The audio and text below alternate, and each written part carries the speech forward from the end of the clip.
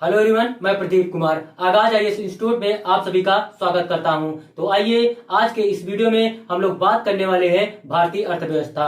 भारतीय अर्थव्यवस्था से रिलेटेड यूपीएससी के प्रीलिम्स और मेंस के लिए आज के जितने भी मोस्ट इंपोर्टेंट टॉपिक हैं हम आप लोगों के लिए लेकर आए हैं। तो चलिए देखते हैं। तो देखिए, प्रीलिम्स के लिए जो टॉपिक है वो डिजिटल इंडिया, भूमि अभिलेख, आधुनिकीकरण कार्यक्रम, आधार कार्ड, विशिष्ट भूखंड पहचान संख्या, ब्लॉकचेन आधारित प्रणाली और भौगोलिक सूचना प्रणाली। और मेंस के लिए जो टॉपिक है वो है भूमि अभिलेखों की डिजिटलीकरण से जुड़ी चुनौतियां। तो चलिए हम यूपीएससी के प्रीलिम्स और मेंस के इन सभी टॉपिक के बारे में पूरे विस्तार से चर्चा करते हैं। तो देखिए चर्चा में क्यों है, आइए समझते हैं। हाल ही में भारत की राष्ट्रपति ने केंद्रीय ग्रामीण विकास मंत्रालय द्वारा आयोजित एक समारोह में भूमि सम्मान 2023 प्रदान किया। भूमि सम्मान क्या है, आइए हम लोग देखते हैं। तो देखिए, भूमि सम्मान डिजिटल इंडिया भूमि रिकॉर्ड आधुनिकीकरण कार्यक्रम के कार्यान्वयन में राज्यों और जिलों की उपलब्धियों को पहचानने तथा प्रोत्साहित करने के लिए केंद्रीय ग्रामीण विकास मंत्रालय द्वारा शुरू की गई एक प्रतिष्ठित पुरस्कार योजना है। यह पुरस्कार भारत के राष्ट्रपति द्वारा उन राज्य सचिवों और जिला कलेक्टरों को उनकी टीमों के साथ प्रदान किया जाता है जिन्होंने DILRMP के मुख्य घटकों की परिपूर्णता में उत्कृष्ट प्रदर्शन किया है, जैसे भूमि अभिलेखों का कंप्यूटरीकरण और भू संपत्ति मानचित्रों का डिजिटलीकरण और पाठ्यचर्या और स्थानिक डेटा का एकीकरण और आधुनिक तकनीक का उपयोग कर सर्वेक्षण, पुनः सर्वेक्षण और पंजीकरण का कंप्यूटरीकरण और पंजीकरण और भूमि अभिलेखों के बीच अंतर संचालितता। नोट, आइए समझते हैं। ग्रामीण विकास मंत्रालय के अंतर्गत डिजिटल इंडिया भूमि रिकॉर्ड आधुनिकीकरण कार्यक्रम तत्कालीन राष्ट्रीय भूमि रिकॉर्ड आधुनिकीकरण कार्यक्रम को 1 अप्रैल 2016 से केंद्र द्वारा 100% वित्त पोषण के साथ केंद्रित क्षेत्र योजना के रूप में संशोधित और परिवर्तित किया गया था।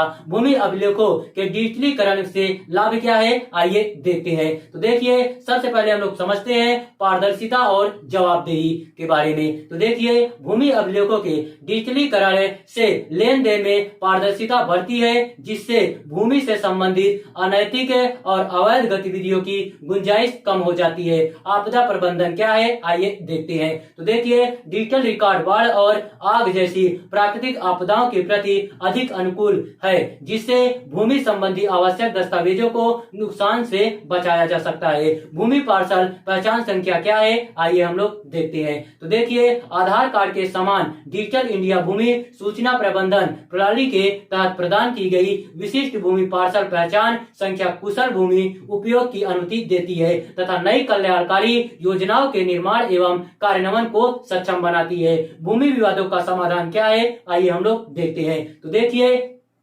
स्वतंत्र एवं सुविधाजनक तरीके से भूमि संबंधी जानकारी तक पहुंचे स्वामित्व और भूमि उपयोग विवादों को हल करने में सहायता करती है, जिससे प्रशासन और न्यायपालिका पर बोझ कम होता है। भूमि अभिलेखों के डिजिटलीकरण से संबंधित चुनौतियां क्या है, आइए हम लोग देखते हैं। सबसे पहले हम लोग खंडित भूमि रिकॉर्ड के बारे में जानते हैं। तो देखिए, भारत में भूमि रिकॉर्ड विभिन्न स्तरों पर अनेक प्राधिकरणों द्वारा तैयार किए जाते हैं, जिसमें गांव, जिला और राज्य शामिल है। इन अभिलेखों के बीच एक रूपता एवं एकीकरण की कमी उन्हें केंद्रीकृत और डिजिटलीकृत करने में कठिनाई उत्पन्न कर सकती है। तकनीकी अवसंरचना एवं कनेक्टिविटी क्या है, आइए देखते हैं। तो देखिए, डिजिटलीकरण के लिए हार्डवेयर, सॉफ्टवेयर और इंटरनेट कनेक्टिविटी सहित पर्याप्त तकनीकी अवसंरचना की आवश्यकता होती है। ग्रामीण क्षेत्रों में जहां अधिकांश भूमि स्थित है, वहां बुनियादी ढांचे की उपलब्धता सीमित हो सकती है, जिससे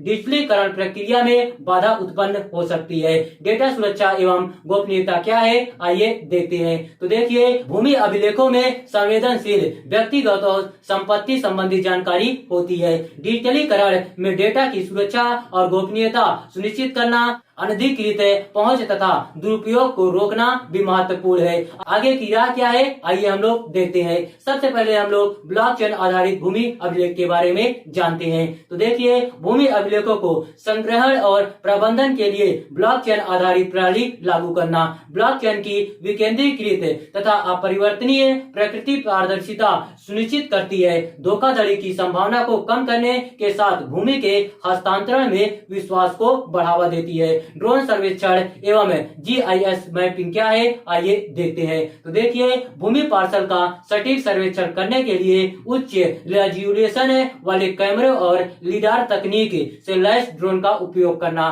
भूमि अभिलेख का एक गतिशील और वास्तविक समय प्रतिनिधित्व के लिए भौगोलिक सूचना प्रणाली GIS मैपिंग के साथ डेटा को एकीकृत करना और भूमि रिकॉर्ड के क्रियान्वयन और रियल टाइम निरूपण के लिए भौगोलिक सूचना प्रणाली मैपिंग के साथ डेटा को एकीकृत करना।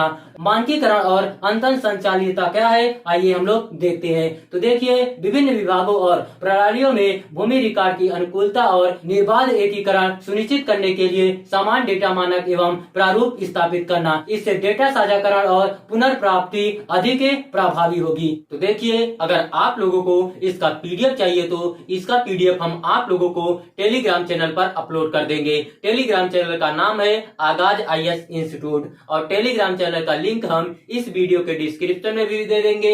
आप यहां से भी जाकर टेलीग्राम चैनल को ज्वाइन कर सकते हैं और PDF डाउनलोड कर सकते हैं।